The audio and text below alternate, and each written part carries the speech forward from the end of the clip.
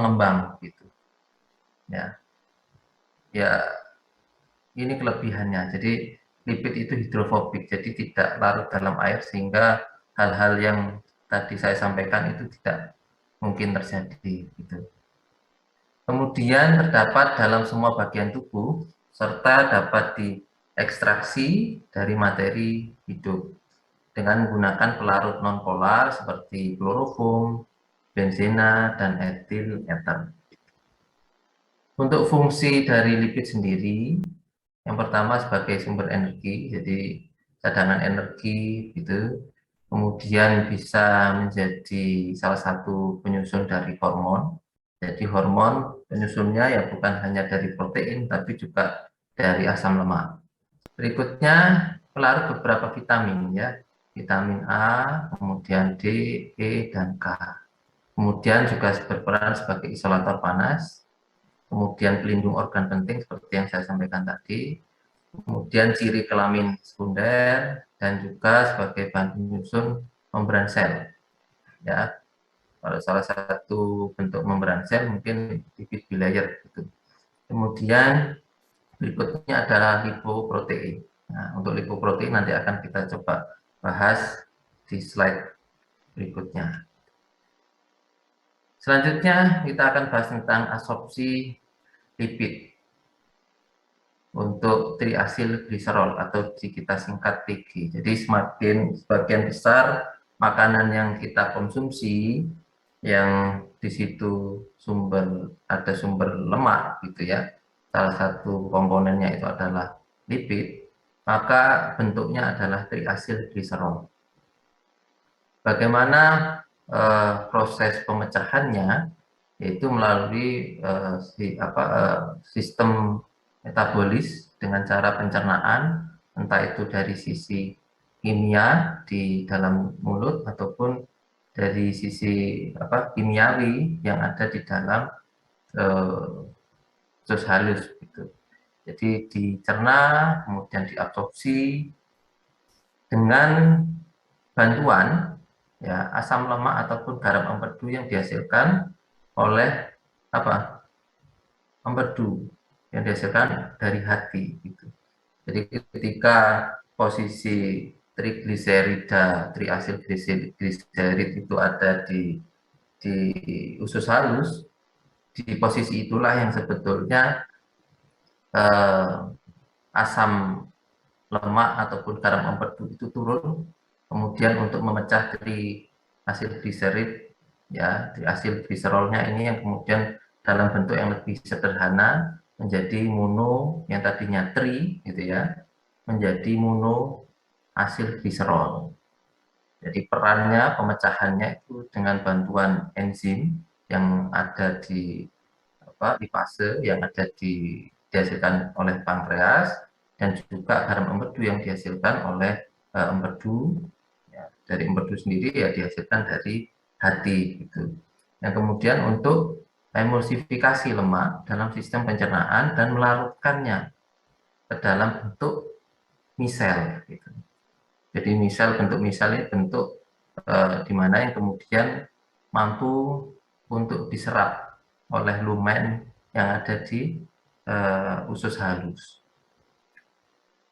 3 jalur utama absorpsi dari triasil gliserol. Yang pertama dalam bentuk 2 monoasil gliserol. Ini kurang lebih 72% ya untuk prosentase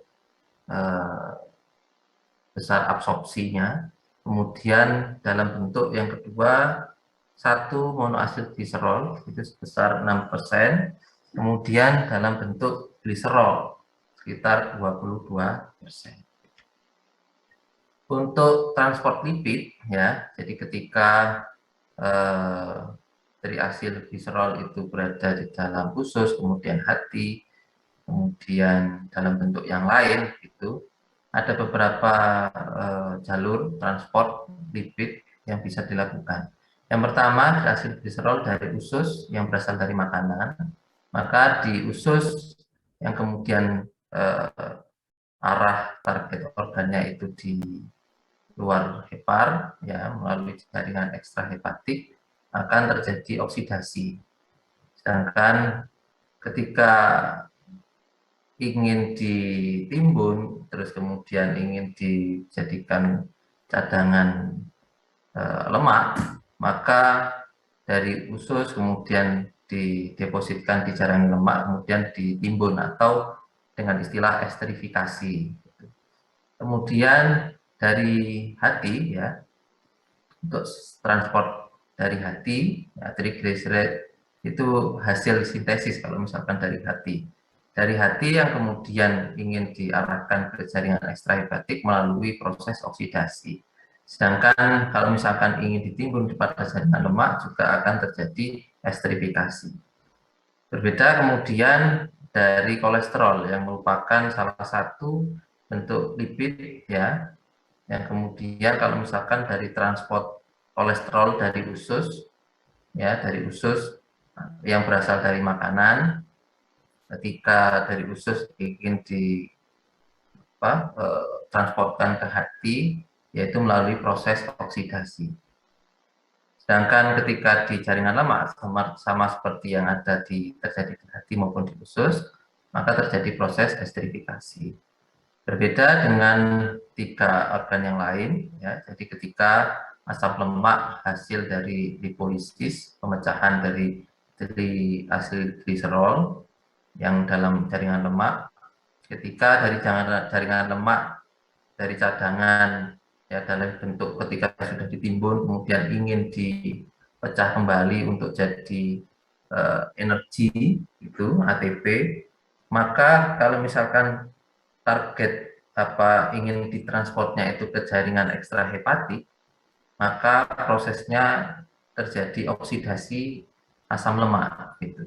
Kemudian ketika jaringan lemak ini akan ditransportkan ke hati, ya, maka prosesnya yaitu terjadi ketogenesis. Untuk alat transport lipid, jadi ini basicnya. Jadi harus diingat bahwa lipid itu tidak larut di dalam lemak, gitu ya, atau dikenal dengan istilah hidrofobik. Sedangkan ya di darah itu komponen darah paling besar apa deh? Yaitu plasma darah. Ya, plasma darah itu isinya adalah bagian besar adalah air.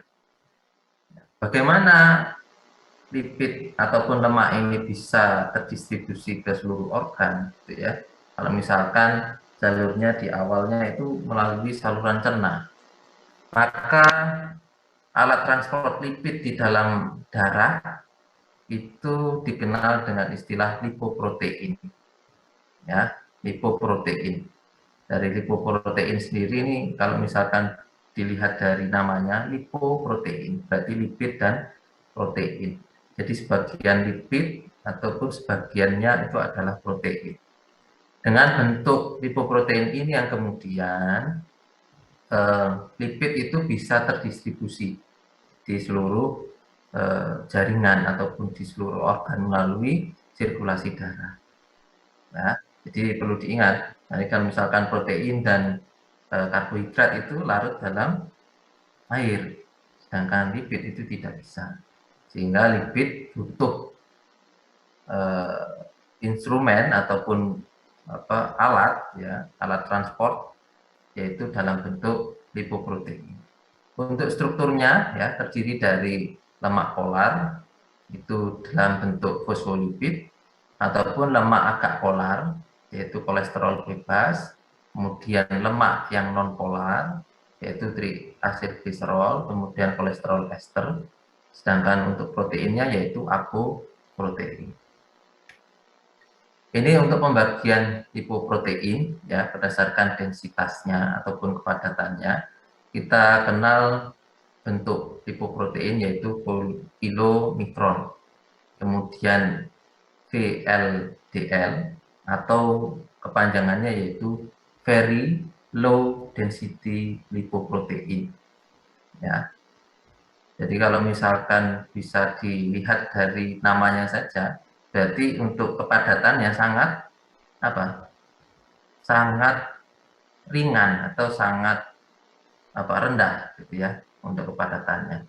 Kemudian ada LDL, ya, low density lipoprotein, dan juga ada HDL, high density lipoprotein. Jadi ini untuk komponennya.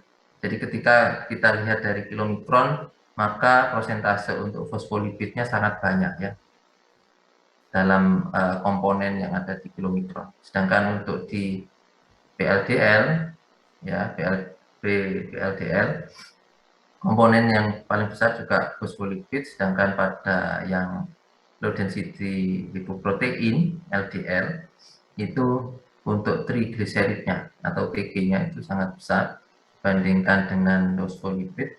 Sedangkan untuk yang high density lipoprotein, maka untuk proteinnya ya, apoproteinnya lebih tinggi dibandingkan lemaknya. Jadi kalau misalkan di ada soal kemudian kandungan dari lipoprotein dengan kandungan protein yang sangat tinggi, itu untuk pembagian lipoprotein milih yang mana berarti deh? Kalau misalkan ada 4 jawaban, kilomikron, VLDL, LDL, atau HDL. Kalau misalkan protein yang tinggi di dalam komponen berdasarkan densitas pembagian lipoprotein, berarti pilih yang mana jawabannya? Silakan. Ini ilustrasi saja, kalau misalkan ini masuk ke soal UAS. Kira-kira jawabannya yang mana?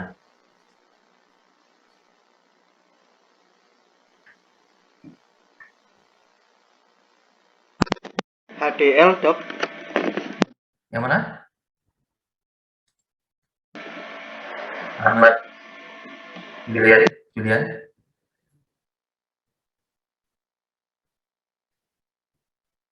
Yang HDL apa LDL? Oh, yang HDL, baik. Ya, jadi high density lipoprotein. Jadi untuk komponen apoprotein yang cukup tinggi. Gitu. Baik, saya lanjutkan. Selanjutnya kita beranjak ke lipoproteinnya. Sebetulnya lipoprotein itu apa, gitu ya? Berdasarkan fungsinya, lipoprotein itu sebagai pengangkut lipid eksogen dari kilomikron, kemudian sebagai pengangkut lipid endogen, ya LDL, IDL, LDL, gitu. Kemudian pengangkut balik kolesterol pada jaringan, ya. Jadi perannya juga sangat penting. Jadi ketika nanti ada kolesterol yang punya potensi menjadi penimbunan yang ada di jaringan, utamanya jaringan pembuluh darah, yang kemudian punya potensi untuk terjadi aterosklerosis atau penyumbatan, atau kalau misalkan dikenal di istilah umumnya bisa terjadi gagal jantung ataupun penyumbatan pembuluh darah, itu peran sebetulnya dari HDL, VLDL, LDL ataupun lipoprotein secara umum yang punya peran untuk mengangkut ya kolesterol jaringan yang ada di jaringan itu ke hati, kembali ke hati. Jadi kalau misalkan terlalu rendah, maka potensi sebetulnya dari kejadian aterosklerosis itu cukup tinggi gitu. Ya, itu peran dari lipoprotein. Kita coba jelaskan ataupun kita pelajari satu persatu komponen ataupun pembagian dari lipoprotein. Yang pertama yaitu kilomikron, dibentuk dalam sel epitel usus. Ya, jadi ketika tadi saya sampaikan dalam bentuk misel, tadi ketika trigliserid, kemudian triacylglycerolnya itu masuk bersama atau dalam bentuk makanan, kemudian dicerna sampai ke usus halus. Di usus halus tadi ada pertemuan ya, pertemuan untuk memecah triasil gliserol itu dengan enzim lipase, kemudian ada garam amonium, ya, kemudian dari bentuk sederhana dalam bentuk misal itu yang disebutkan kita Dek Muhammad Aldio, tolong di mute deh. Dek Muhammad Aldio. Oke, baik. Terima kasih. Saya lanjutkan. Jadi ketika sudah dalam bentuk misel yang kemudian masuk ke jaringan lumen usus, ya, yang kemudian di situ baru ketika akan didistribusikan ataupun ditransportkan ke pembuluh darah itu tidak bisa masuk, ya, tanpa bentuk harus dikembalikan dalam bentuk triasilgliserol lagi, ya. Jadi yang tadinya dipecah kemudian dikembalikan bentuknya lagi. Yang kemudian disitulah nanti bertemu dengan apoprotein, ya, apoprotein, kemudian dengan apa protein A gitu ya, apo B itu yang kemudian dari pertemuan itu yang kemudian membentuk kilomikron. Nah, dari kilomikron itu kemudian barulah bisa ke didistribusikan ke pembuluh darah melalui pembuluh limfe dulu. Jadi ketika sudah dalam bentuk kilomikron, lewatnya nggak langsung ke pembuluh darah, ya, dari usus langsung ke pembuluh darah tidak bisa. Tapi melalui pembuluh limfe dulu, kemudian baru ke kapiler, masuk ke pembuluh darah. Jadi seperti itu alurnya, gitu. Jadi paling banyak mengandung lipid, terutama triasilgliserol. Paling besar diameter partikelnya sehingga membias sinar bila kadar tinggi, kemudian serum dan plasma pasti berwarna keruh begitu. Kemudian mengandung apoprotein, ya, apoprotein B, apo C, dan apo A. Untuk fungsinya mengangkut, ya, trigliserid dari usus ke jaringan ekstrahepatik ataupun jaringan lemak. Untuk kemudian mengangkut kolesterol bebas ataupun kolesterol ester dari usus.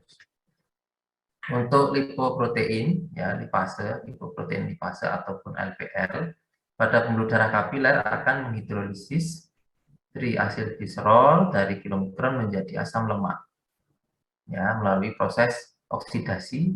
Kemudian ketika ingin didepositkan ataupun ditimbun di jaringan lemak melalui proses reestrifikasi.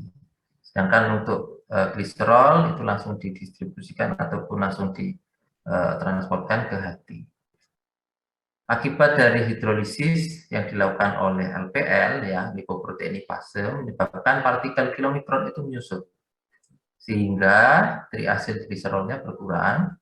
Sedangkan untuk kolesterol dan fosfolipid serta protein yang ada di kilomikron itu relatif meningkat ataupun bertahan, gitu ya, karena triasilgliserolnya itu berkurang. Baik, berikutnya kita lanjutkan ke VLDL atau very low density lipoprotein. Ya, ini dibentuk di dalam sel hati, jadi banyak mengandung lipid triasilgliserol, mengandung apoprotein B dan apoprotein C. Sedangkan tadi kalau misalkan kita kembali lagi ke kilomikron, kandungannya apa saja, Dik? Apoprotein B, C dan C dan A, gitu ya. Oke. Kemudian fungsinya, ya, fungsi dari VLDL yaitu mengangkut triasilgliserol sama seperti yang juga dilakukan di kilomikron, ya, sama juga untuk esterifikasinya juga. Kemudian juga untuk kolesterol bebas ataupun ester dari hati melalui sirkulasi darah. Kemudian untuk LPL-nya hidrolisis triasilgliserol, ya, dari bentuk awalnya yaitu VLDL menjadi asam lemak. Berikutnya yaitu IDL, ya, atau LDL mungkin, ya. Ya, IDL, ya, IDL. Bentuk peralihan dari VLDL dalam proses katabolisme menjadi LDL. Ini relatif terbentuk singkat di dalam sistem sirkulasi darah. Berikutnya yaitu LDL, ya, low density lipoprotein, terbentuk dalam sirkulasi darah sebagai bentuk hasil akhir, ya, hasil akhir dari metabolisme VLDL. Jadi banyak mengandung kolesterol, ya, seperti yang tadi di dalam diagram batang tadi, ya, bahkan batang tadi kan bisa dilihat komponen kolesterolnya yang cukup tinggi untuk LDL. Kandungannya karena sedikit protein, maka hanya apoprotein B saja yang terkandung pada LDL. Akibat hidrolisis triasilgliserol, ya, proporsi protein dan lipid kecuali triasilgliserol itu meningkat. Sedangkan pada jaringan perifer, ya, LDL berikatan dengan reseptor yang kemudian masuk ke dalam sel, kemudian terjadi hidrolisis kolesterol ester, yang kemudian menjadi kolesterol bebas, yang bisa digunakan pada sel yang bersangkutan. Berikutnya kita lanjut ke HDL, yaitu high density lipoprotein. Ya, sintesisnya di hati dan di usus. Paling banyak mengandung protein, protein A dan apoprotein C. Ya, komponen lemak terutama kolesterol dan fosfolipid, ya, sedikit triasilgliserol karena lebih banyak proteinnya gitu. Kemudian perannya yaitu mengangkut kelebihan kolesterol dari jaringan, ya, jaringan perifer, kemudian ke hati, yang kemudian bisa diekspresikan. Baik, kita lanjut ke oksidasi dari bentuk sederhana dari lemak, yaitu asam lemak, gitu ya. Jadi bagaimana proses dari oksidasi asam lemak? Sebelumnya kita perlu mengerti, ya, dasar dari asam lemak itu sendiri, ya. Jadi asam lemak merupakan sumber energi yang kemudian merupakan bentuk sederhana dari proses hidrolisis triasilgliserol ataupun fosfolipid, yang kemudian proses hidrolisis ini membebaskan asam lemak, gitu ya. Yang kemudian akan dalam prosesnya itu terjadi oksidasi asam lemak ataupun bisa dikenal dengan oksidasi beta, ya, oksidasi asam lemak atau beta oksidasi. Terjadi oksidasi ataupun dehidrogenasi pertama kali itu pada atom karbon pada posisi beta. Ya, terjadi pembuangan dua atom karbon dari ujung karboksil. Kalau misal kita bicara struktur kimianya, gitu ya. Jadi ada dua atom karbon yang kemudian hilang, gitu, dibuang. Dan kemudian ini proses oksidasi dari asam lemak. Secara keseluruhan untuk proses oksidasi beta ataupun oksidasi asam lemak berlangsung ada beberapa tahap, yaitu aktivasi asam lemak pada sitoplasma. Jadi pada luar, ya, bagian bebas ruang besar yang ada di sel, gitu. Yang kemudian menjadi asil CoA. Jadi kalau misalkan mungkin kalian di kimia dulu, ya, pada saat SMA kenalnya bukan asil CoA tapi asetil, gitu ya. Tapi untuk asetil sebetulnya koenzim, ya, salah satu koenzim A untuk metabolisme protein, karbohidrat dan lemak. Sedangkan untuk asil CoA itu merupakan koenzim A yang memang khusus untuk metabolisme lemak saja. Ya, jadi, untuk tahapan pertama dari oksidasi beta yaitu aktivasi asam lemaknya, ya, yang ada di sitoplasma yang kemudian di katalis menjadi asil CoA oleh enzim tiokinase. Setelah tahap pertama itu selesai, kemudian barulah bisa berpindah, gitu ya. Karena bentuknya sudah menjadi asil CoA, akhirnya bisa bisa melalui barier ataupun celah yang ada di mitokondria. Setelah ada di dalam posisinya sudah di dalam mitokondria, ya, terjadi perpindahan asil CoA dari sitoplasma ke dalam mitokondria oleh sistem transporter karnitin. Ya, jadi tidak pindah begitu saja, tapi perlu transporter, ya, yaitu karnitin. Di sini ada sistem karnitin, ya, terdiri dari enzim karnitin asil transferase 1, kemudian ada enzim karnitin asil transferase 2 dan enzim karnitin asil karnitin translokase. Untuk enzim karnitin asil transferase 1 ini merupakan rate limiting enzim ataupun penentu, gitu ya. Enzim penentu dalam proses sistem transporter karnitin. Ini adalah bagan ataupun gambaran, kalau misalkan ilustrasi, gitu ya. Jadi ketika bentuk,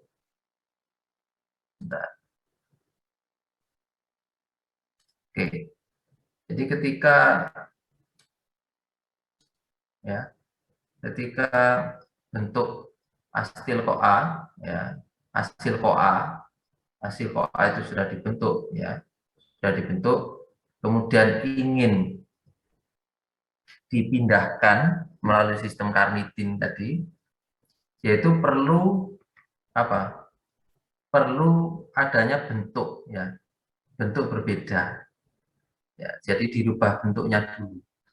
Jadi karena yang ingin dipindahkan itu adalah CoA, ya, koenzim A-nya, jadi bila terjadi proses, ya, proses hidrolisa yang kemudian interaksi antara karnitin dan asil CoA yang menghasilkan CoA dan asil karnitinnya, ya, hasilnya.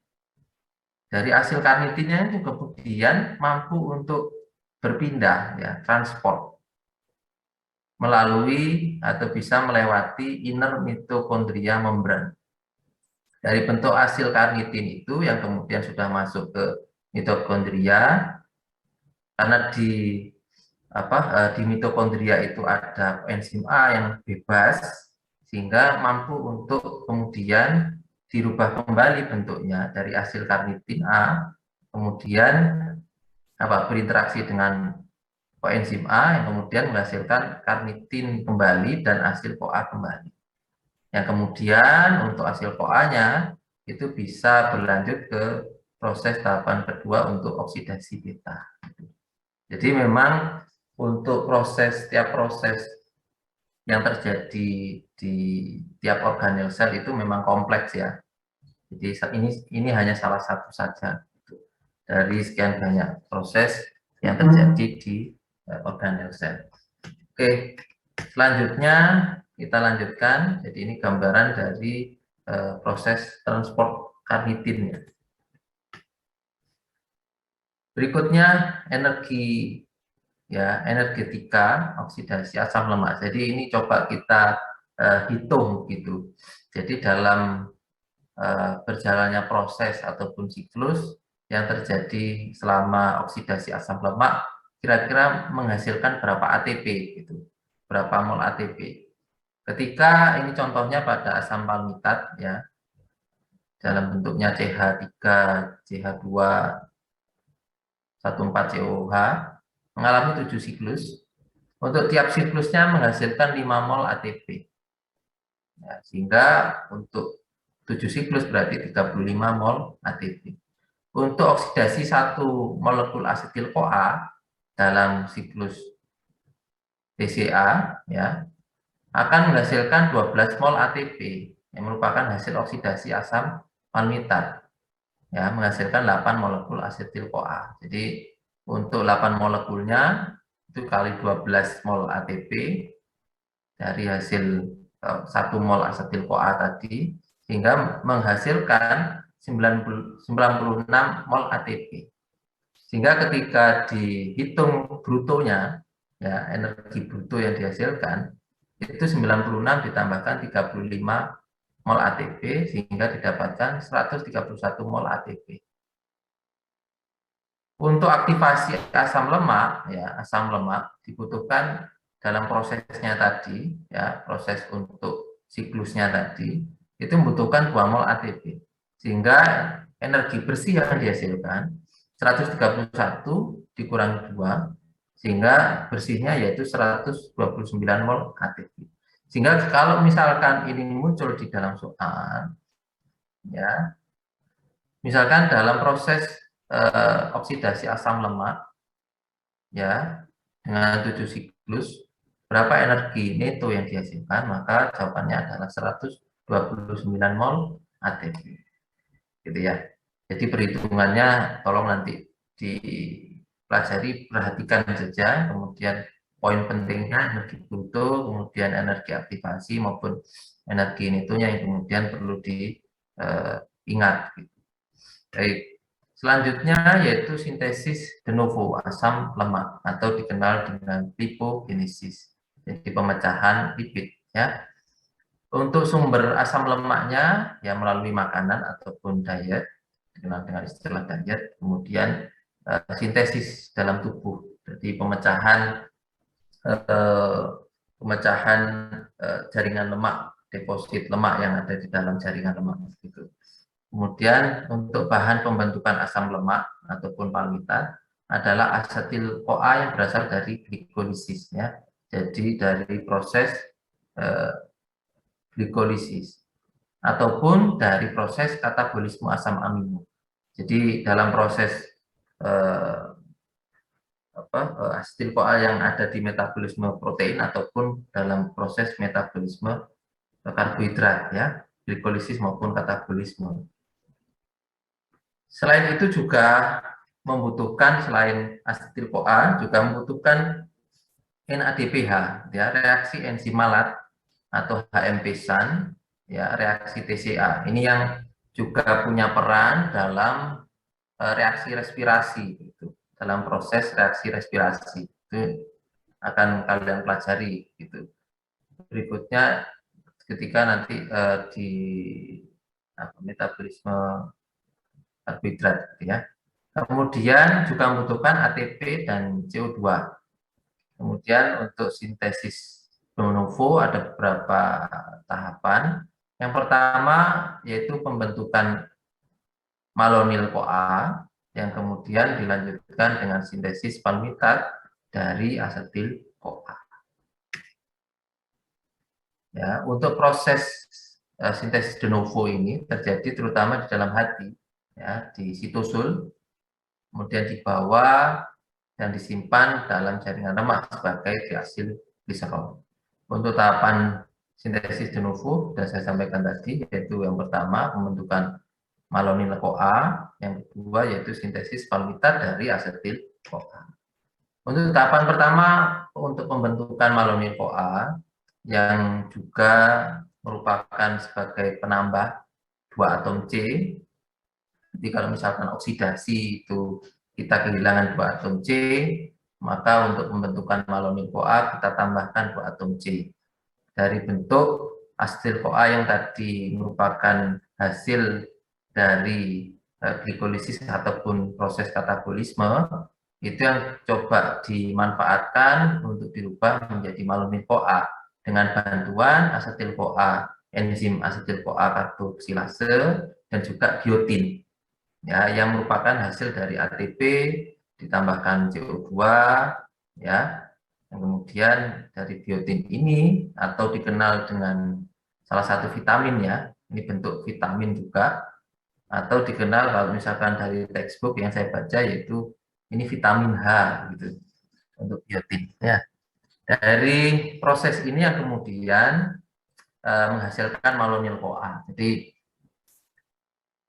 prosesnya sangat kompleks, ya, jadi butuh biotin yang kemudian proses dari ATP dan CO2, kemudian membutuhkan asetil CoA, enzim asetil CoA dan asetil CoA karboksilase. Untuk enzim asetil CoA karboksilase sebagai rate limiting enzim, jadi benar-benar menjadi penentu, ya, penentu dari proses pembentukan malonyl CoA, ya, diaktifkan oleh sitrat dan diinaktivasi oleh hasil CoA rantai panjang, dan memerlukan biotin yang saya sampaikan tadi, merupakan salah satu vitamin ya dalam proses pembentukan malonil-CoA atau dikenal sebagai vitamin H. Gitu. Untuk tahapan yang kedua yaitu sintesis palmitat ya dari malonil-CoA. Jadi asetil-CoA sebagai primer, ya, molekul pemulanya, kemudian dari enzimnya kompleks sintase asam lemak, di mana pada ujung kompleks enzim terdapat ACP ataupun dikenal dengan asil karier protein. Jadi ini bentuknya, bentuk struktur kimianya. Jadi dari asetil-CoA itu CH3 COS CoA, kemudian untuk malonyl CoA-nya HOOC CH2 COS CoA. Gitu. Kemudian berikutnya dari reaksi pemanjangan rantai yang terjadi pada asam lemak, sama seperti ada dua sistem pemanjangan rantai. Yang pertama sistem pemanjangan rantai pada mikrosom, ya. Jadi prosesnya hampir sama seperti sintesis yang terjadi di de novo, ya sintesis de novo. Jadi senyawa antara berikatan dengan CoA atau koenzim A dengan menambah dua atom C, ya malonyl CoA dengan donor hidrogen dari NADPH, jadi rantai dari proses respirasi, reaksi respirasi, makin tidak jenuh, ya sehingga makin mudah diperpanjang. Kemudian ketika untuk asam lemak jenuh, maksimum untuk jumlah atom C-nya itu kurang lebih 16. Ya, dan hasil utamanya dalam bentuk asam stearat dengan jumlah C-nya 18. Kemudian untuk asam lemak tidak jenuh, minimum untuk jumlah atom C-nya itu 18, ya, atom karbonnya itu 18, dan hasil utama maksimumnya senyawa dengan 12 atom C, 26 atom C, jadi cukup besar. Jadi ketika untuk asam lemak jenuh, misalkan kita lihat dari struktur kimianya, maka atom C-nya itu kurang dari 16, batas maksimumnya itu 16 karbonnya. Bentuk utamanya yaitu asam stearat. Kemudian untuk asam lemak tidak jenuh, itu minimumnya itu atom C-nya 18, maksimumnya 26. Gitu ya. Berikutnya sistem pemanjangan yang kedua yaitu sistem pemanjangan rantai pada mitokondria. Seperti proses beta oksidasi, tapi kebalikannya gitu. Yaitu seperti beta oksidasi, tapi ini kita tambahkan dua atom C, ya, dua atom C dengan dalam bentuk asetil CoA. Kemudian untuk donor hidrogennya, ya, mendapatkan hidrogen itu melalui NADPH maupun NADH.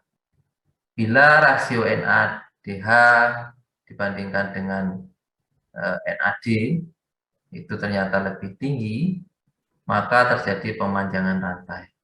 Tetapi apabila rasio NADH dengan NAD plusnya itu rendah, maka terjadi beta oksidasi. Itu karena prosesnya tadi kan kalau untuk beta oksidasi atau oksidasi asam lemaknya kan terjadi di mitokondria gitu. Tapi prosesnya itu tergantung pada donor hidrogennya, ya. Tergantung pada hidrogen yang bisa diberikan oleh NADH dan NAD+. Tapi ketika kondisinya rendah jumlahnya, maka terjadi beta oksidasi. Berikutnya sintesis asam lemak tidak jenuh atau dikenal dengan istilah desaturasi. Ya, sumber asam lemak tidak jenuh dia berasal dari makanan maupun sintesis dalam tubuh. Untuk enzim yang bisa membantu, ya, proses desaturasi asam lemak, ya. Jadi memang perlu bantuan dari enzim untuk proses sintesisnya. Kemudian untuk ikatan rangkap pertama ya, terbentuk pada antara atom C9 dan C10. Untuk ikatan rangkap kedua dan seterusnya itu ke arah gugus karboksil ya dengan jarak 3 atom C dari ikatan rangkap sebelumnya. Untuk konfigurasi yang terbentuk di alam umumnya dalam bentuk JIS. Jadi bisa dilihat di sini untuk atom ke-9 dan ke-10 itu ada ikatan rangkap ya atau dalam bentuk sama dengan ya, sama dengan. Kemudian untuk jaraknya itu 3 atom dari ikatan rangkap sebelumnya. Jadi bentuk C3 kemudian ada rangkap lagi gitu. Berikutnya asam lemak esensial ya, tidak dapat disintesis oleh tubuh tapi diperlukan. Untuk asam lemak yang masuk kategori esensial yang dibutuhkan oleh tubuh yang harus ada di dalam makanan yaitu asam linolenat ya maupun linoleat gitu. Dengan rasionya 18:3 ya, untuk karbon 18, untuk lemaknya 3 gitu. Untuk fungsinya sebagai banyak ya, jadi perannya juga salah satunya untuk membentuk komponen, salah satu komponen pada bentukan produknya itu hormon gitu. Jadi ada peran untuk fungsi reproduksi.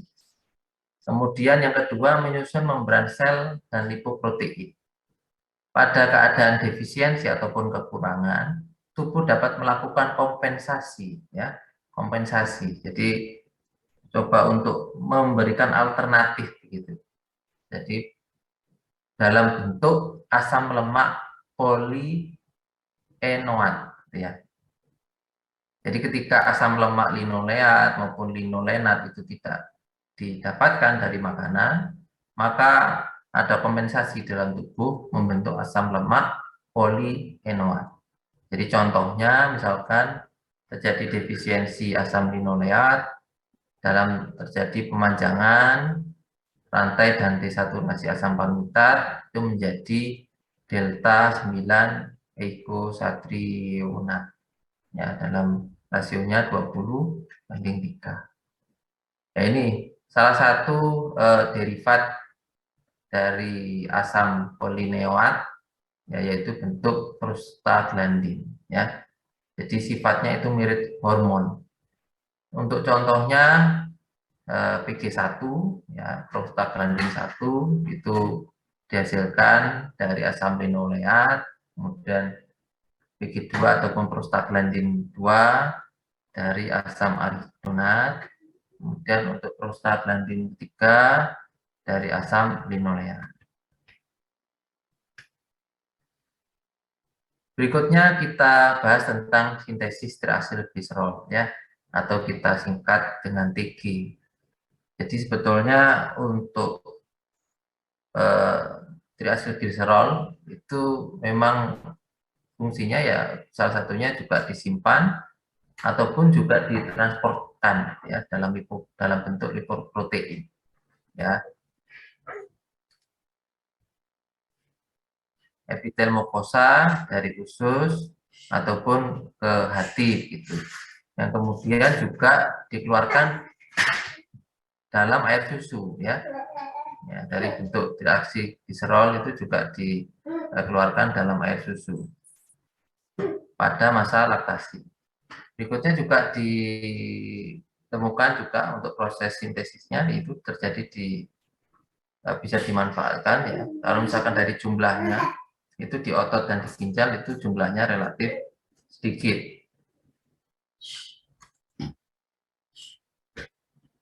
Berikutnya kita bahas yaitu sintesis fosfolipid atau kita singkat dengan PL. Untuk fosfolipid sendiri itu disintesis dalam hati dan usus. Untuk kepentingannya yaitu kepentingan untuk pembentukan lipoprotein maupun pembentukan membran sel ya jaringan ekstrahepatik. Untuk struktur fosfolipid ya itu untuk struktur fosfolipid maupun triasilgliserol ya dalam bentuk ester asam lemak dari gliserol, kemudian dirubah ataupun terjadi sintesis untuk hasil gliserol dan sintesis fosfolipid, maka terjadi aktivasi ya gliserol, kemudian dari prosesnya dirubah menjadi gliserol 3B, kemudian untuk asam lemaknya direaksikan dengan hasil CoA, yang kemudian dari gliserol maupun hasil CoA ini menjadi bahan dasar dari sintesis dari hasil gliserol dan fosfolipid. Untuk sintesis hasil gliserol dengan bentuk gliserol 3B ya, berasalnya dari glikolisis, jadi proses glikolisis. Yang kedua, melalui dihidroksiaseton fosfat atau DHAP, maupun juga dari proses fosforilasi gliserol oleh ATP pada jaringan yang banyak mengandung enzim gliserol kinase. Ya, contohnya ini ada di hati, kemudian usus maupun di ginjal. Berikutnya untuk hasil CoA ya berasal dari absorpsi asam lemak dari usus, kemudian hidrolisis ya, hidrolisis dari hasil gliserol lipoprotein oleh LPL ya di jaringan lemak. Kemudian untuk sintesis dalam tubuh itu bisa terjadi di hati, kemudian di glandula mame ya maupun di ginjal. Untuk sintesis dari fosfolipid ya PL, sintesisnya terjadi pada hati ya, hati dan usus. Punya peran untuk menyusun lipoprotein jaringan tubuh lain dan juga untuk bahan penyusun membran sel. Untuk beberapa macam bentuk dari fosfolipid, yaitu yang pertama fosfatidilkolin atau dikenal juga dengan fosfatidil-etanolamin. Ya, untuk prosesnya, ya kolin etolamin harus diaktifkan dulu oleh ATP maupun CTP, ya, adenotrifosfat ataupun histidine trifosfat, ya, baru berikatan dengan gliserol. Untuk macam yang kedua, untuk fosfolipid, yaitu fosfatidilserin atau fosfatidilinositol. Jadi ini merupakan kerangka gliserol dengan bentuk 1,2 diasil gliserol fosfat yang harus diaktifkan oleh CDP. Jadi difosfat, bukan trifosfat tapi difosfat. Berikutnya untuk metabolisme jaringan lemak. Jadi ketika terjadi deposit lemak ya di jaringan lemak, ada proses metabolisme yang harus dilakukan. Jadi ketika jaringan lemak itu memang menyimpan hasil gliserol, dan bagaimana proses mengendalikannya, yaitu menggunakan proses yang ada terjadi, metabolisme yang terjadi di hati ataupun di jaringan ekstrahepatik, yaitu di jaringan lemak. Untuk triasilgliserol yang ada di jaringan lemak bisa disintesis ya dari hasil CoA yang merupakan hasil aktivasi dari asam lemak ya, dari asam lemak yang ada di dalam triasilgliserol yang merupakan ya proses yang melalui proses absorpsi yang ada di usus halus yang seperti yang saya sampaikan tadi, kemudian dirubah bentuknya menjadi kilomikron sehingga bisa didistribusikan ke seluruh jaringan melalui saluran pembuluh darah itu. Kemudian asam lemak dalam triasilgliserol yang merupakan sintesis di hati dalam bentuk VLDL atau very low density lipoprotein. Yang berikutnya hasil lipogenesis dari dalam jaringan lemak itu sendiri. Berikutnya eh, bisa disintesis juga dari gliserol 3B dari proses eh, glikolisis, ya, dari proses glikolisis. Jadi gliserol yang dihasilkan dari asetil-CoA gitu. Gliserol dari proses asetil-CoA. Berikutnya triasil gliserol dalam jaringan lemak apabila ingin didepositkan maka terjadi proses estrifikasi, ya, triasil gliserolnya harus diestrifikasi, ataupun kalau misalkan ingin dipecah, ya, dimanfaatkan dari jaringan lemak itu yang kemudian dilakukan proses lipolisis. Dari hasil lipolisis itu ada dua produk yang bisa didapatkan, yaitu yang pertama adalah asam lemak itu sendiri yang mengalami aktivasi dan estrifikasi yang kemudian bisa didapatkan triacylglycerol yang kemudian bisa dimanfaatkan untuk proses pembentukan ATP.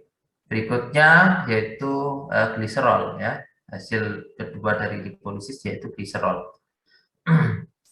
Jadi gliserol kinase dalam jaringan lemak rendah ya bisa kemudian didistribusikan melalui sirkulasi darah. Untuk jadi ini beberapa kondisi ketika pembentukan ataupun proses estrifikasi penimbunan asam lemak itu ataupun triacylglycerol itu cukup tinggi gitu.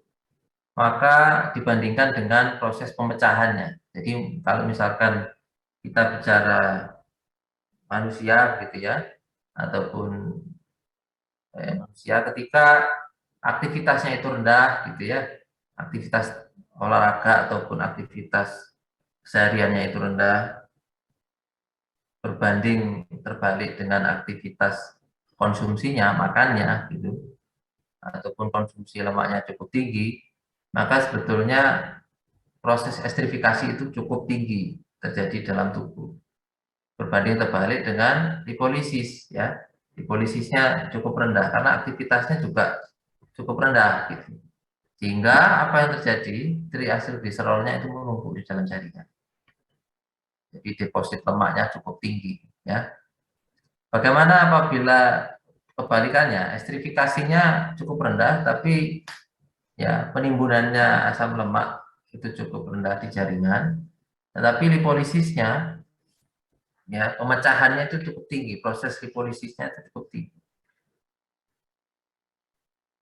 Jadi sirkulasi darah itu meningkat, yang kemudian kadar asam lemak itu meningkat, dan hati dan jaringan yang kemudian ditransportkan ke hati dan jaringan ekstrahepatik yang kemudian sebetulnya mempengaruhi metabolisme jaringan tubuh yang lain apabila terjadi lipolisis yang cukup tinggi dibandingkan dengan terjadinya estrifikasi yang ada di jaringan lemak.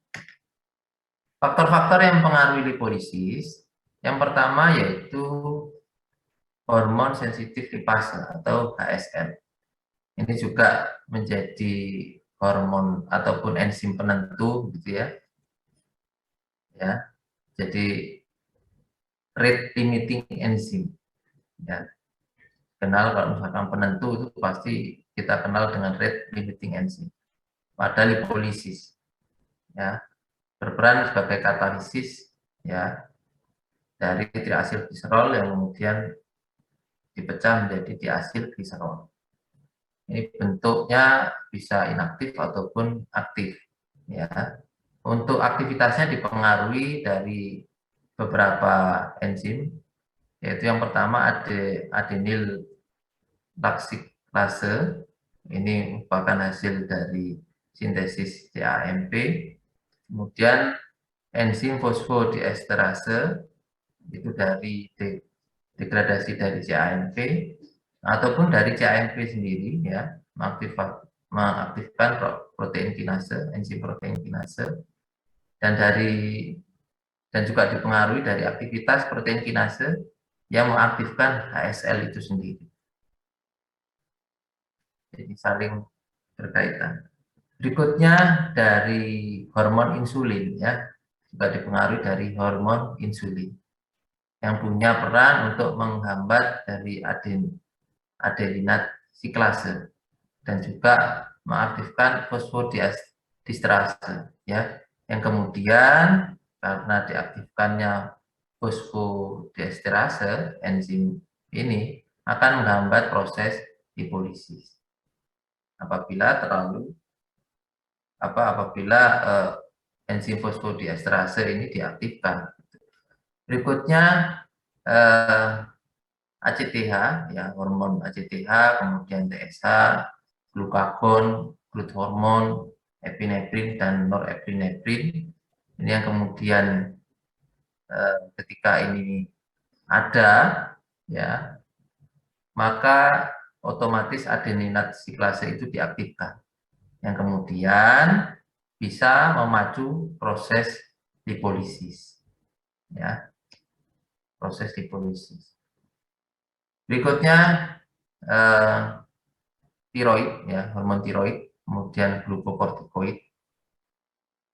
Faktor selanjutnya yang mempengaruhi proses lipolisis yang tiroid dan glukokortikoid ini mengaktifkan epinefrin dan norepinefrin yang kemudian mampu untuk menghambat enzim fosfodiesterase yang tadi sifatnya menghambat, ya, menghambat proses lipolisis.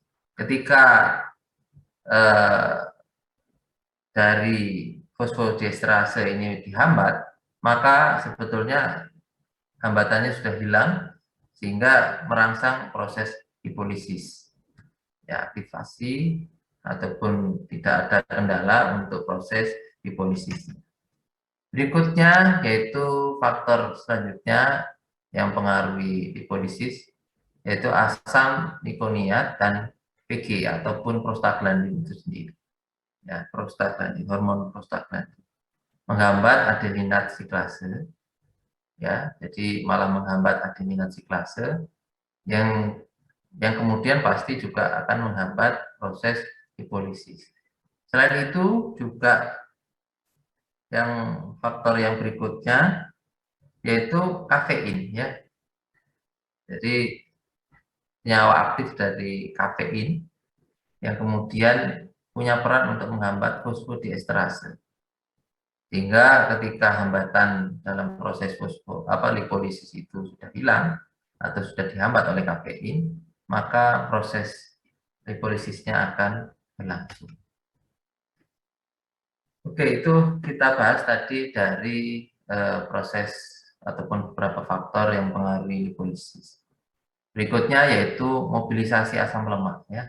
Bagaimana proses mobilisasi perjalanan asam lemak di beberapa kondisi, gitu.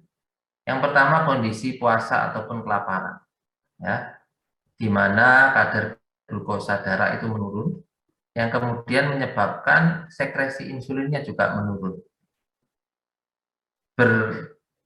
Berbanding terbalik, gitu ya. Kalau misalkan insulin menurun, untuk sekresi glukagonnya itu meningkat, ya.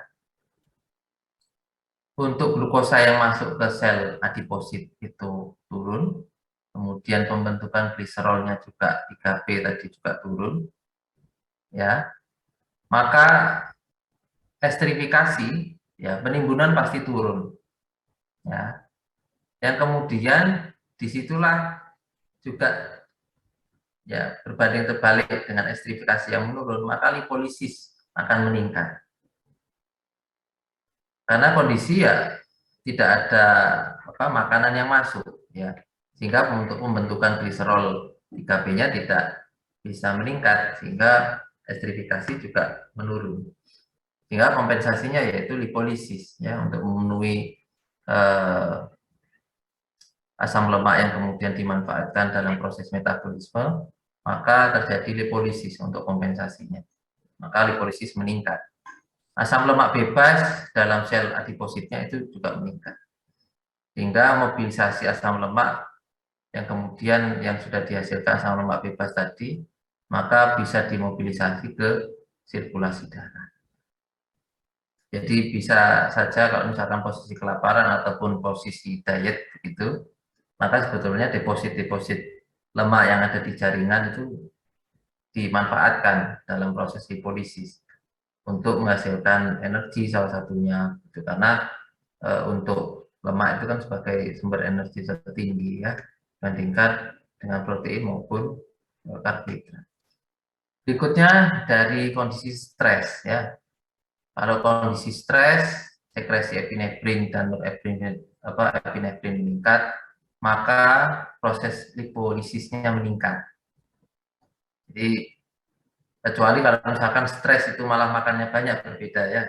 Ini stres, makannya itu sedikit, dan proses kompensasi dari stres ya, maka sekresi epinefrin dan norepinefrin itu meningkat. Lipolisisnya juga meningkat. Kemudian DM yang tidak terkontrol ya oleh karena kadar insulin yang cukup rendah. Kemudian kita lanjutkan metabolisme lemak di beberapa organ. Yang pertama kita coba bahas metabolisme lemak yang terjadi di dalam hati. Gitu. Ketika metabolisme lemak itu terjadi dalam hati, ini merupakan komponen yang penting, gitu ya, ataupun proses yang penting di dalam proses metabolisme lemak. Salah satu organ yang paling penting untuk proses metabolisme lemak. Kenapa? Untuk sintesis asam lemak, kemudian triacylglycerol, ya, sintesis fosfolipid, sintesis kolesterol, kemudian sintesis lipoprotein itu terjadi dalam hati. Gitu. Yang kemudian terjadi sintesis dari VLDL. Ya. Di sini beberapa proses yang bisa dilakukan di dalam hati. Yang pertama yaitu proses beta oksidasi. Yang tadi sudah dibahas ya, lebih banyak dilakukan di mitokondria gitu. Kemudian proses ketogenesis. Kemudian ada sintesis HDL juga.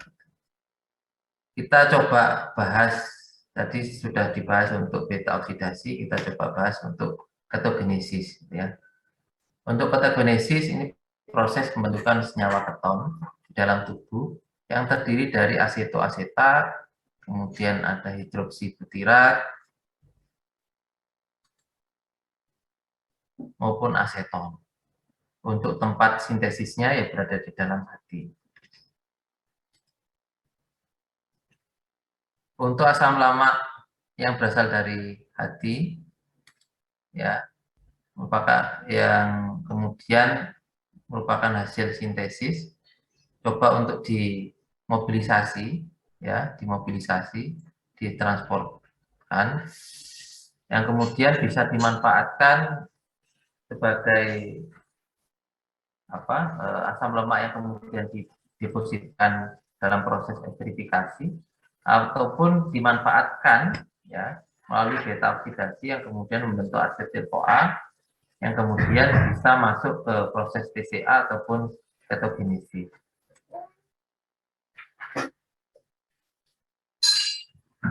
Ketika karbohidrat ataupun insulin cukup, ya, maka asam lemak mengalami esterifikasi, ya, ataupun lipogenesis.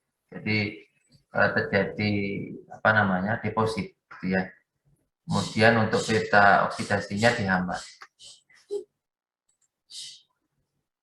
Kemudian ketika itu tadi untuk insulin yang cukup, gitu ya. Bagaimana kondisi di mana karbohidrat ataupun insulinnya itu kurang? Ya, mobilisasi asam lemak akan meningkat. Ya, mobilisasi asam lemaknya itu meningkat. Dengan ataupun dengan diet yang tinggi lemak, gitu ya. Asam lemak hati mengalami proses beta oksidasi, kemudian dari asetil-CoA tadi melalui proses bisa mengarah ke TCA ataupun ketogenesis. Apabila jumlah asetil-CoA-nya itu meningkat, maka ketogenesis juga meningkat untuk menghasilkan senyawa keton tadi.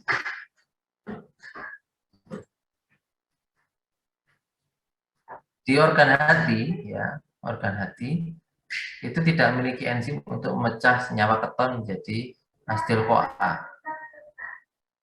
Untuk senyawa keton itu bisa dimanfaatkan di jaringan ekstrahepatik, ya, di luar hepa. Bisa dimanfaatkan di otot, kemudian di otak maupun di jantung. Untuk senyawa aseton, ya, tidak dapat digunakan oleh jaringan ekstrahepatik karena itu dikeluarkan melalui paru-paru. Jadi bisa dikeluarkan, jadi merupakan senyawa yang tidak bisa dipecah sehingga dikeluarkannya atau diekspresikannya melalui paru-paru. Bagaimana beberapa kondisi yang kemudian memungkinkan terjadinya perlemakan hati? Yang pertama, karena triasilgliserolnya itu mengumpul dan ditimbun di dalam hati. Ketika berjalannya kronis, maka sebetulnya sel hati, sitosul ataupun hepatositnya itu rusak. Jadi terjadi kerusakan, entah itu nekrosis gitu ya, ataupun degenerasi, yang kemudian dari prosesnya berlangsung cukup lama, kemudian terbentuk jaringan ikat, yang kemudian terjadi sirosis pada hati. Ya, hatinya mengeras, gitu, terjadi sirosis. Apabila kondisi normal, ya, triasilgliserol itu di hati, maka akan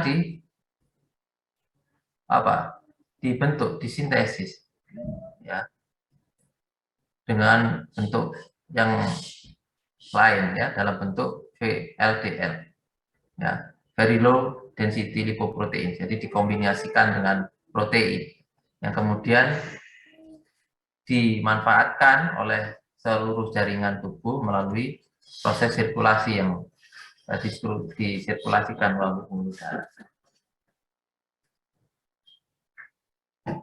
Berikutnya berhubungan dengan kadar asam lemak darah yang cukup tinggi. Ya, asam lemak dari sirkulasi itu masuk ke hati. Ya. Kemudian untuk beta oksidasinya pasti terjadi peningkatan, ya, dan juga untuk penimbunannya, estrifikasi itu berarti cukup tinggi. Ya, untuk pembentukan VLDL itu tidak dapat mengimbangi dari sintesis triasilgliserolnya, sehingga triasilgliserol tidak dapat diangkut VLDL sehingga tertimbun, ya, sehingga tertimbun di beberapa jaringan atau di banyak jaringan. Karena fungsi, saya ingatkan kembali, karena fungsi dari VLDL, HDL, LDL apa? Sebagai pengangkut, ya, pengangkut asam lemak, entah itu triasilgliserol ataupun kolesterol yang ada di jaringan untuk kembali ke hati. Jadi kalau misalkan triasilgliserolnya itu tinggi, ya, tetapi tidak diimbangi dengan pembentukan VLDL yang cukup tinggi, maka triasilgliserolnya tidak diangkut, ya, tidak mampu diangkut semua, sehingga di situ terjadi penimbunan. Akibat dari gangguan pembentukan lipoprotein itu juga bisa terjadi perlemakan pada hati. Yang pertama, dari gangguan sintesis apoprotein ataupun gangguan sintesis fosfolipid ataupun gangguan penggabungan apoprotein dengan lipid, ya, untuk membentuk VLDL tadi. Karena untuk VLDL kan lipoprotein merupakan hasil penggabungan dari apoprotein dan lipid. Kemudian gangguan mekanisme sekresi dari VLDL.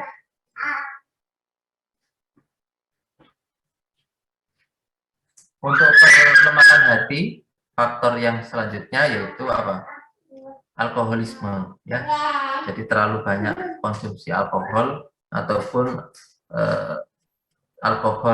senyawa alkohol yang ada di dalam jaringan gitu, yang kemudian mampu untuk merusak hati melalui perlemakan hati. Berikutnya komponen dari tipe ataupun lemak ya, lemak ataupun lipid, yaitu kolesterol ya, bahan utama penyusun membran sel ataupun bahan utama penyusun lipoprotein. Jadi beberapa struktur tadi salah satunya adalah kolesterol ya. Juga sebagai prekursor untuk biosintesis ya, hormon steroid atau untuk prekursor untuk biosintesis dikenal dengan istilah prazat ya. Ataupun sebagai prazat atau prekursor untuk biosintesis asam empedu. Jadi sebetulnya kolesterol tidak semuanya jahat gitu ya.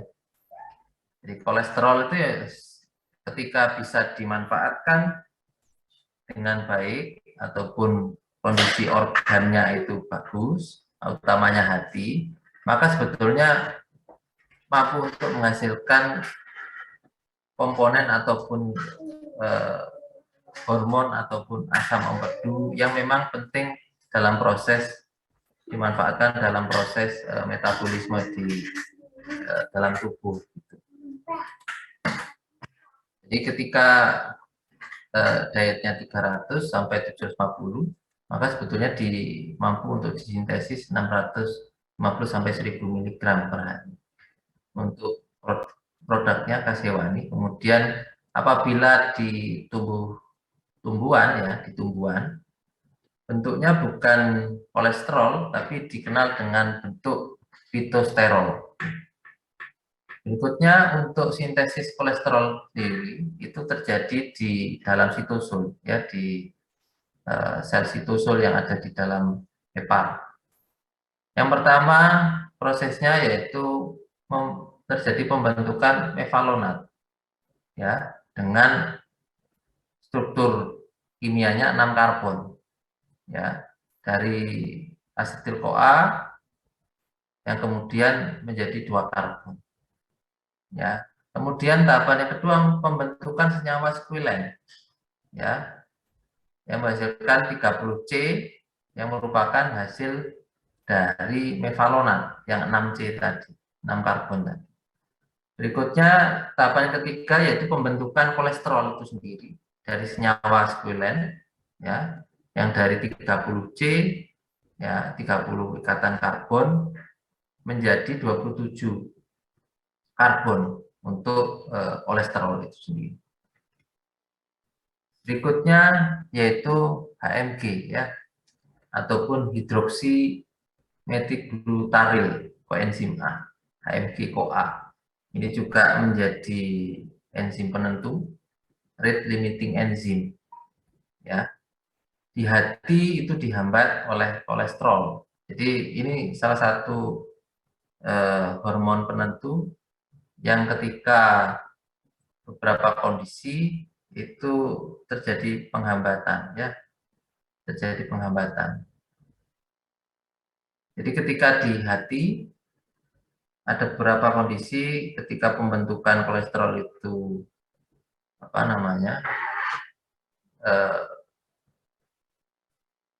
terhambat ya, sebetulnya malah dihambat oleh kolesterol itu sendiri yang dari makanan. Jadi kolesterol yang tidak mampu untuk dicerna secara baik ataupun jumlahnya terlalu besar sehingga di hati terjadi penghambatan ya, sehingga terjadi produksi ataupun penghambatan untuk produksi HMG CoA yang ada di hati. Kemudian di jaringan ekstrahepatik kecuali di usus ya, itu HMG CoA itu dihambat oleh kolesterol ya, dari partikel LDL, low density lipoprotein di ekstrahepatik, entah itu di lambung, entah itu di jantung gitu. Berikutnya di insulin ya, insulin ataupun hormon tiroid meningkatkan aktivitas ya, aktivitas dari HMG CoA. Sedangkan untuk hormon glukokortikoid ya malah untuk menurunkan aktivitas dari HMG CoA. Sedangkan untuk usus ya, organ usus ya, saluran usus Ini merupakan tempat sintesis kolesterol yang kemudian dihambat oleh asam empedu.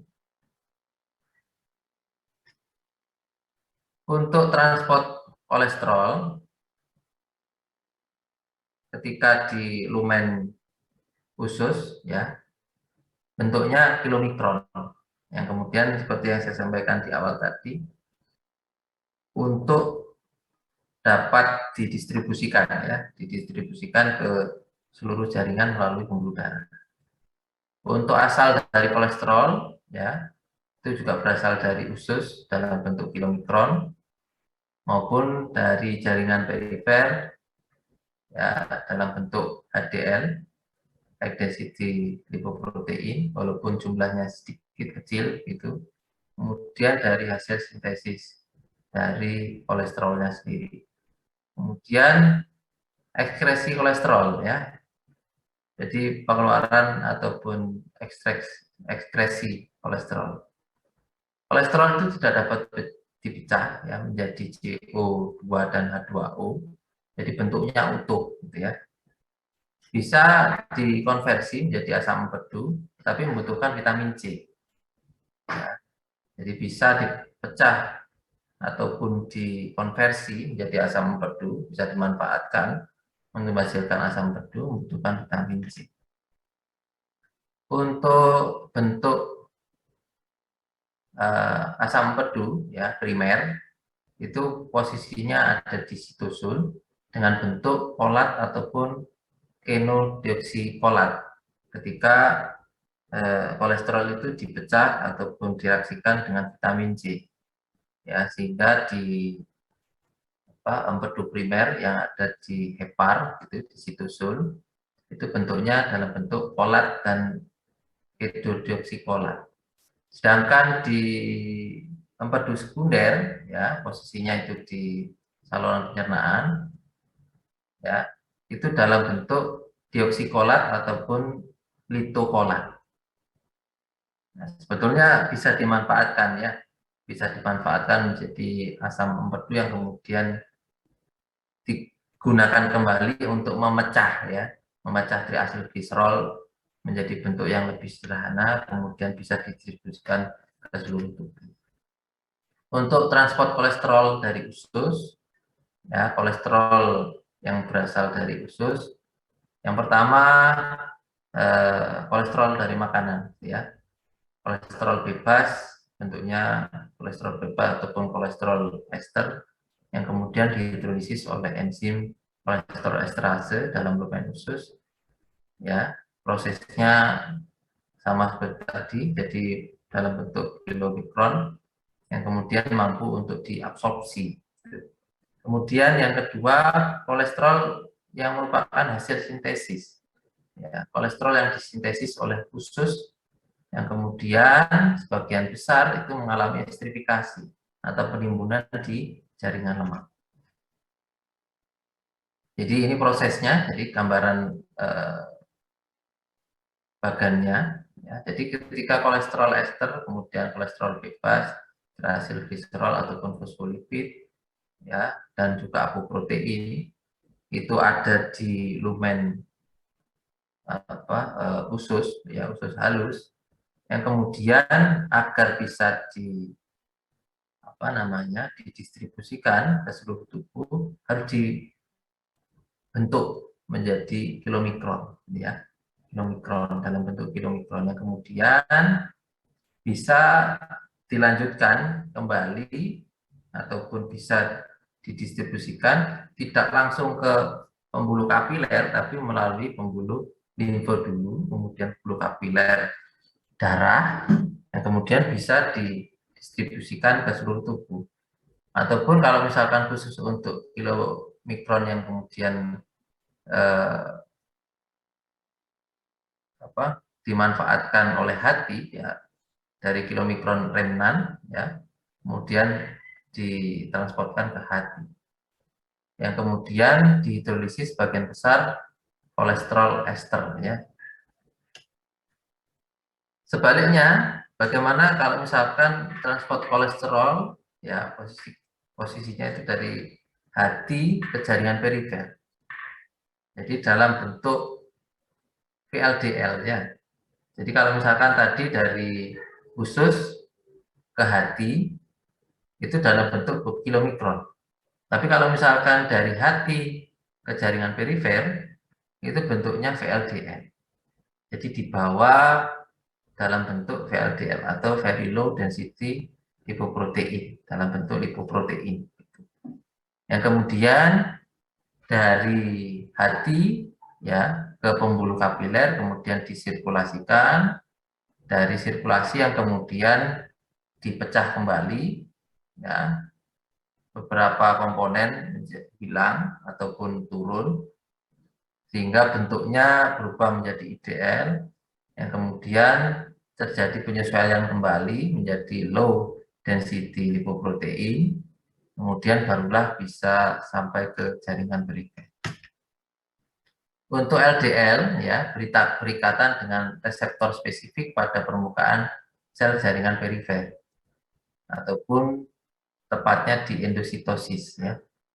Nah, kemudian dari LDL ini bisa di endositosis ini bisa dimanfaatkan ya untuk kolesterol esternya menjadi kolesterol bebas yang kemudian bisa dimanfaatkan untuk membentuk membran sel atau di beberapa jaringan menjadi lipid bilayer gitu. Kemudian juga bisa timbun sebagai ester. Di sisi lain untuk proteinnya dari apoprotein yang ada di LDL itu bisa dimanfaatkan untuk memecah ya, dipecah. Protein itu kan bentuk besar ya, molekul yang besar. Kemudian dipecah untuk menjadi senyawa yang sederhana, senyawa bebas, protein bebas yaitu asam amino. Berikutnya kolesterol dari LDL ya. Perannya itu juga punya peran untuk menghambat HMG-CoA reduktase yang tadi saya sampaikan untuk lipolisis. Kemudian juga mampu untuk menghambat sintesis reseptor ya. Sehingga kolesterol di dalam sel itu menurun. Kemudian menghambat akumulasi kolesterol di dalam sel. Untuk transport kolesterol dalam jaringan perifer ke hati, ya, untuk jaringan perifer, ya, jaringan perifer memperoleh kolesterol itu dari LDL ya, dalam bentuk LDL. Jadi dari VLDL yang di hati, yang kemudian dilanjutkan ke perifer, dari perifer kemudian disirkulasikan, kemudian dirubah bentuknya menjadi IDL, kemudian dirubah bentuknya menjadi LDL, ya, entah itu dari penurunan beberapa komponen yang ada di dalam IDL dan LDL, yang kemudian di jaringan perifer ini, yang kemudian LDL yang salah satu komponen kolesterol itu bisa dimanfaatkan. Kemudian terjadi sintesis ya di jaringan perifer untuk kolesterol. Ya, dilakukan oleh HDL, high density lipoprotein. Untuk ekspresi kolesterol, ya, jadi seperti sebelumnya bahwa dinyatakan untuk kolesterol, ya, tubuh tidak dapat memecah inti steroid bila kolesterol itu diekspresikan. Jadi secara utuh, bentuk utuhnya dari kolesterol itu dikeluarkan, diekspresikan melalui feses. Ataupun bisa dikonversi menjadi asam empedu dengan bantuan apa? Vitamin C.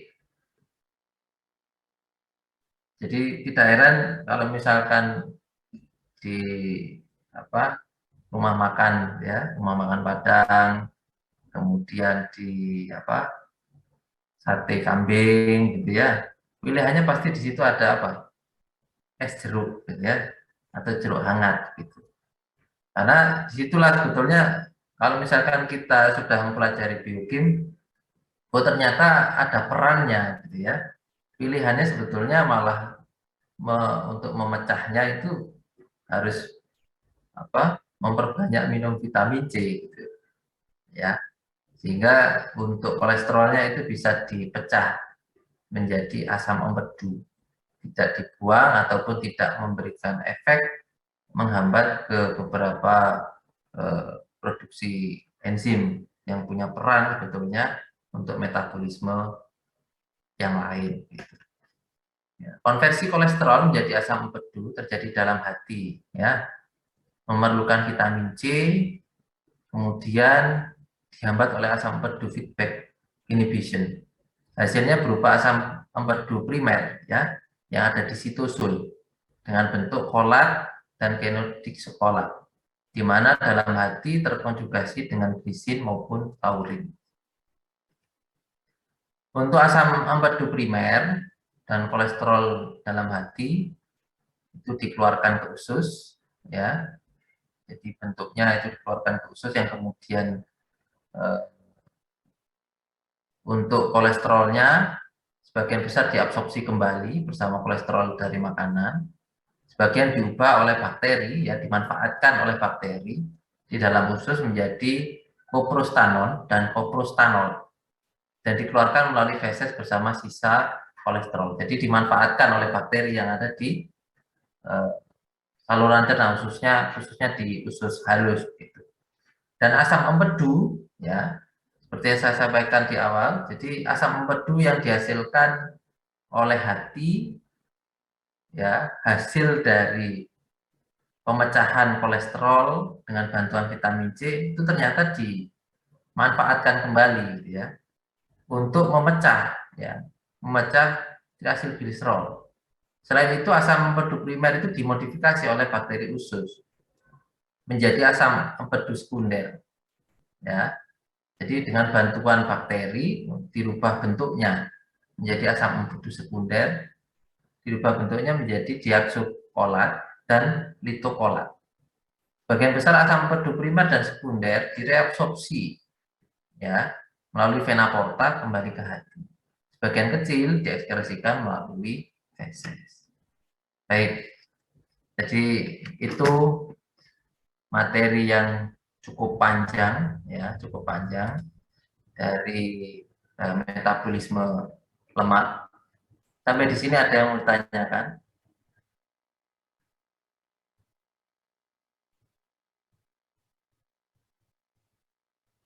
Belum? Baik. Jadi kalau misalkan memang masih belum, ini saya juga minta bantuan ke kalian. Apabila nanti dalam proses belajar mendalami metabolisme lemak ada kendala gitu, tolong nanti silahkan bisa ditanyakan ke saya langsung gitu, hingga tidak menjadi kebingungan gitu ya, kebingungan yang berlarut-larut. Karena ini sebetulnya saya sampaikan mungkin miskomunikasi, ya, miskomunikasi ketika sudah masuk H-7 sebelum Lebaran, setelah UTS, kemudian dikira libur gitu ya. Karena saya tidak diingatkan, ya saya lupa. Gitu. Hingga mungkin waktunya akhirnya yang seharusnya 3 jam itu untuk 35 slide begitu, hingga mungkin interaksinya bisa lebih lama lagi, itu harus tertunda gitu ya. Mungkin jadi evaluasi saya dan juga evaluasi dari teman-teman semua gitu ya, agar berikutnya bisa lebih koordinasi kembali. Baik, belum ada ya? Sudah capek ya kuliah dari pagi ya? Waktunya istirahat, waktunya mau jalan-jalan nanti malam gitu ya. Baik, mungkin itu saja yang bisa saya sampaikan. Untuk praktikum mungkin bisa kita bertemu di minggu depannya lagi gitu ya. Hari Senin kan tanggal merah ya. Berarti semakin panjang. Ini long long weekend gitu ya. Selamat menikmati long weekend. Untuk praktikum mungkin di 2 minggu lagi. Minggu ini, minggu depan, berarti tanggal berapa ya? Tanggal 23 ya. Baru kita bisa bertemu tanggal 23 untuk praktikum. Mungkin dari Dina ya. Ini koordinasi biokim siapa deh? Tidak. Ya, itu mungkin, oh Devirda ya, Devirda. Itu nanti coba koordinasi dengan Dr. Faisal, kira-kira untuk berjalannya praktikum seperti apa untuk tanggal 23. Gitu. Kalau bisa ditanyakan minggu ini ataupun minggu depan gitu. Sehingga mungkin ada hal yang perlu dikoordinasikan kaitannya untuk pembagian kelompok dan lain sebagainya itu bisa dipersiapkan lebih awal. Gitu. Itu ya Devirda.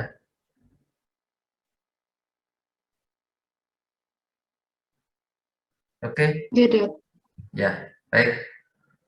Selamat berakhirkan, jaga protokol kesehatan walaupun sudah free, sudah apa namanya, sudah longgar begitu, tetap jaga kesehatan. Kurang lebihnya mohon maaf, saya akhiri. Wassalamualaikum warahmatullahi wabarakatuh. Selamat sore. Waalaikumsalam warahmatullahi wabarakatuh. Waalaikumsalam warahmatullahi wabarakatuh. Ya, mohon izin